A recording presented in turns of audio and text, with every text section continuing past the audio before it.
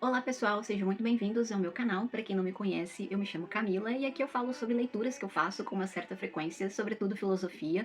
E no vídeo de hoje eu vou falar um pouquinho, vou continuar falando sobre a introdução da filosofia medieval, me baseando na leitura do livro do professor historiador Frederick C. Coplestone. Então, se caso você chegar até o final do vídeo ou caiu aqui de paraquedas, não deixem de curtir e seguir o meu canal, ficarei muito agradecida. Vamos lá!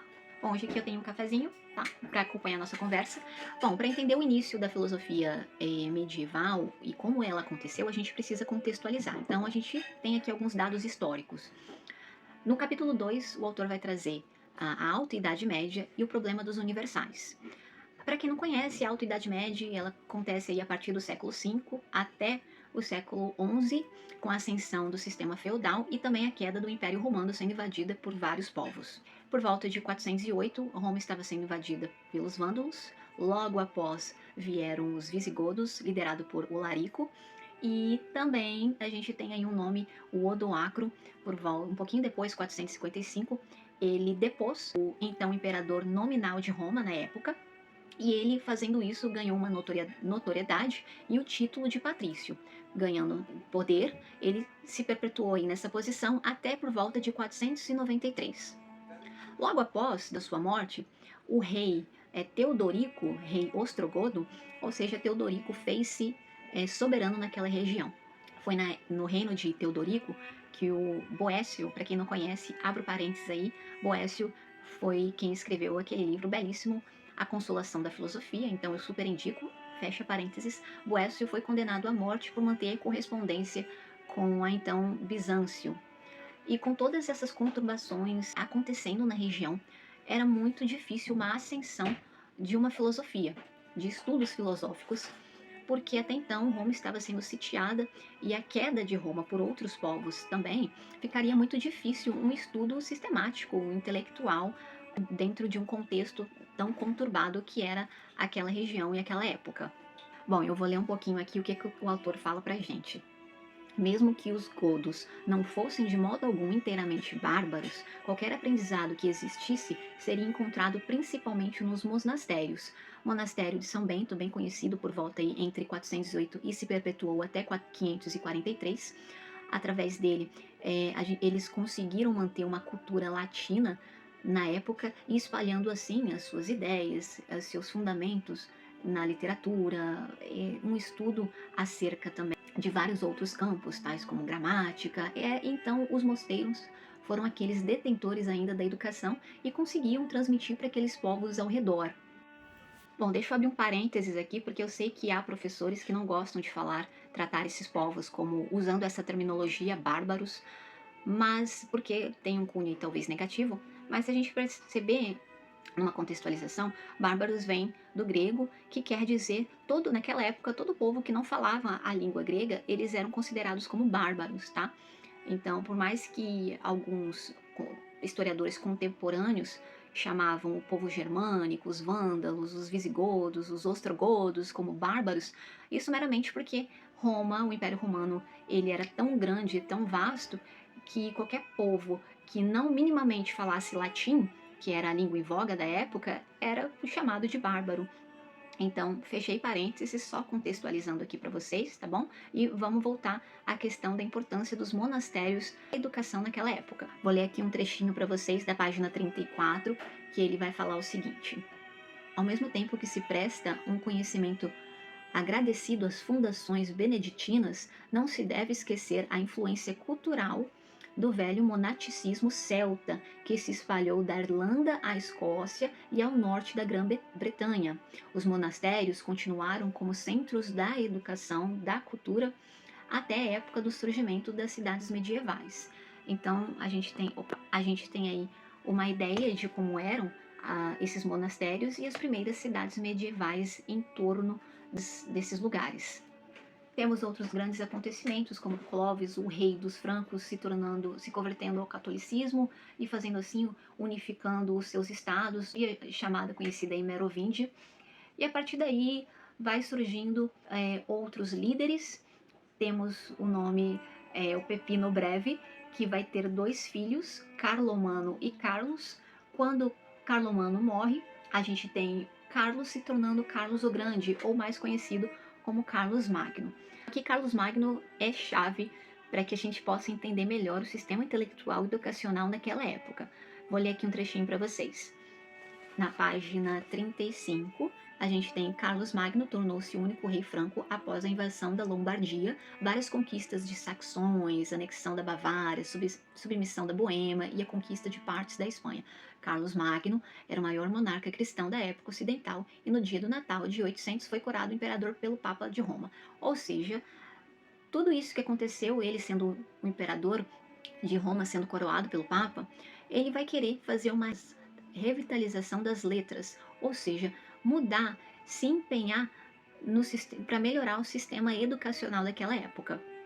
E a gente pode pensar, por exemplo, mas ele vai melhorar o sistema educacional apenas para um grupo de pessoas, ou seja, aquele pessoal da corte, mas não necessariamente.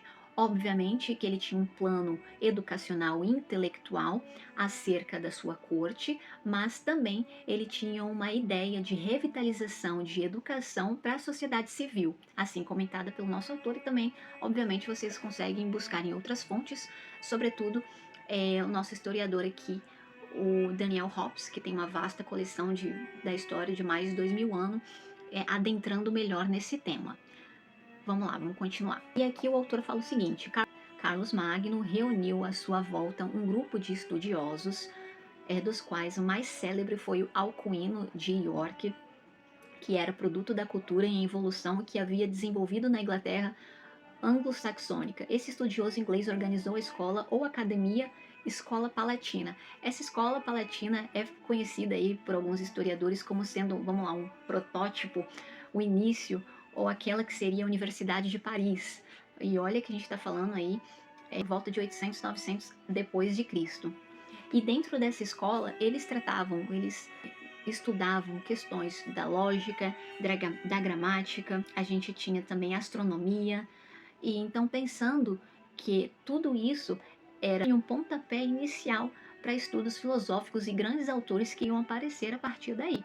Bom, naquela época a língua empregada era o latim, até por questões administrativas, e o Carlos Magno ele expandiu tanto a quantidade de manuscritos e também ele ajudou com o enriquecimento das bibliotecas. Mas politicamente o seu reinado não foi tão bom assim, não foi tão frutífero, ele acabou morrendo e aí aconteceram outras divisões, outras invasões, mas vocês podem ver que a partir desse investimento intelectual, educacional e plano para a sociedade civil, não apenas para aqueles que tinham o intuito de ser padres ou monges, ele plantou a sementinha para outros filósofos e outras mentes brilhantes aparecerem. Lá na frente a gente tem aí São Tomás de Aquino, mas por volta aí na Irlanda, por exemplo, a gente tem o João Escoto, que ele vai contribuir com traduções do grego para o latim, vai escrever um livro que foi bem interessante para a época, que é sobre a divisão da natureza, e daí influenciando outros autores também.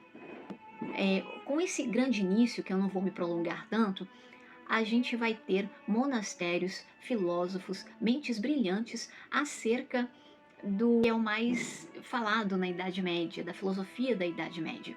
Sendo assim, a gente vai ter os primeiros problemas dos medievais, que são a questão dos termos, dos nomes ou das classes. Então, resumidamente, a gente tem uma contextualização histórica acerca de como se dá o iniciozinho da filosofia medieval, dentro de vários povos invadindo Roma, a queda de Roma. A gente tem um nome essencial que é Carlos Magno, os monastérios, mosteiros, que a partir deles ao seu redor vai surgindo aí cidades medievais. Quando, enfim, a gente tem o papado libertado do sistema feudal da época, dos senhores da época, quando ele é libertado através do Henrique III, que o nomeia um bispo germânico e fazendo assim, dando a liberdade de volta para o papado, isso ajuda a, enfim, filósofos, intelectuais, estudiosos respirarem e ter uma certa liberdade maior para os seus estudos. Vem o problema dos termos, do que é classe, o que é nome e o que é universal.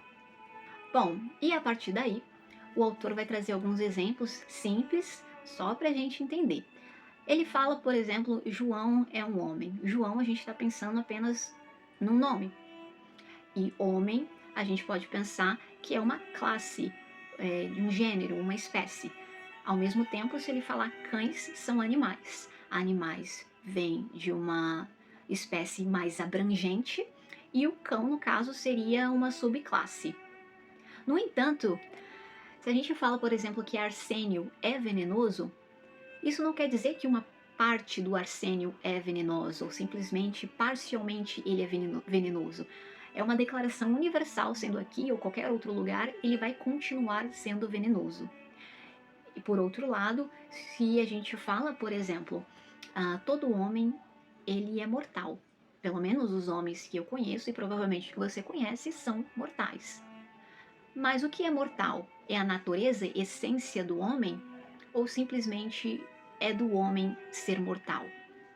A partir dessas premissas, filósofos da época pensam em duas categorias: o que seria gênero e o que seria espécie.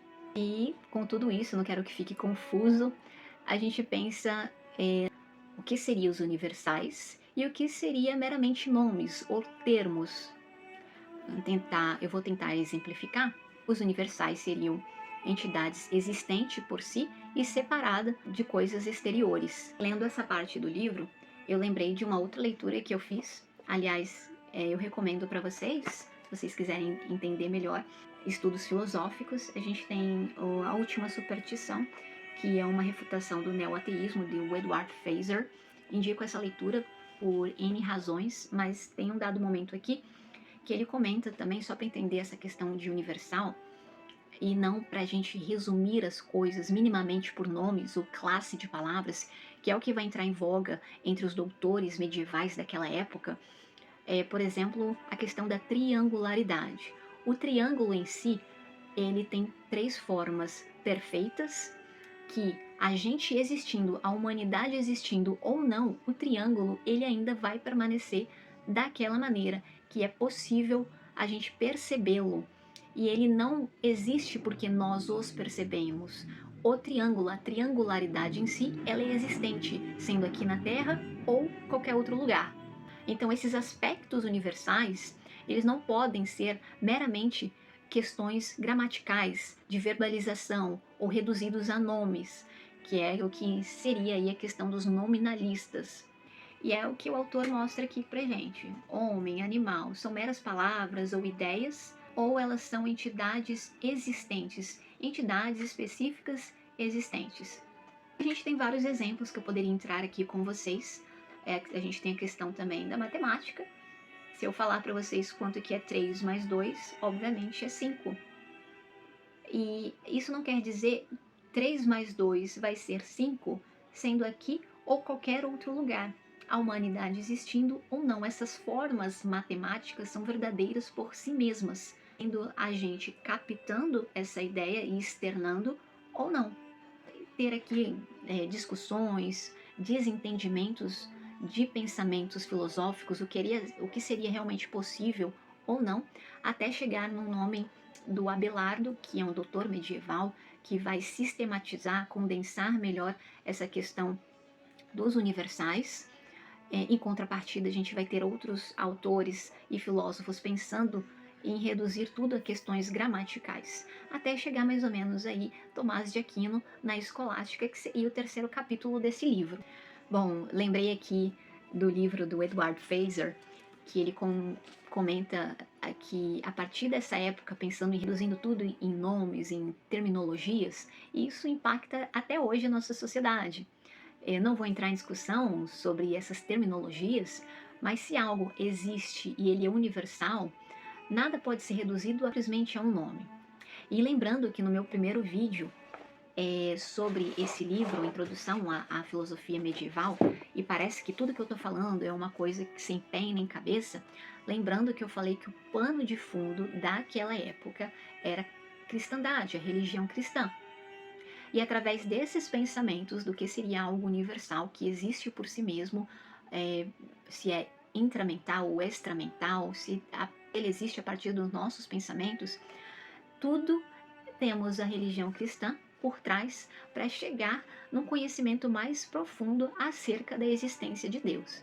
Isso é fundamental E também esse tipo de fundamentação do que seria meramente nominalismo tem um impacto até hoje aqui no nosso século XXI. Bom, pessoal, espero que eu não vou me prolongar mais, espero que vocês tenham chegado até o final do meu vídeo. Se você chegou, não esqueçam de deixar um joinha pro meu. Hoje o meu canal é uma gotinha aqui no oceano, mas isso não significa que o que eu gosto de falar é sobre leituras, sobre livros que eu faço com uma certa frequência, filosofia, que faz parte do meu campo de estudos, e meramente compartilhar conhecimento, leituras com vocês. Não deixem de se inscrever no meu canal e os vejo nos próximos vídeos. Tchau, tchau, pessoal!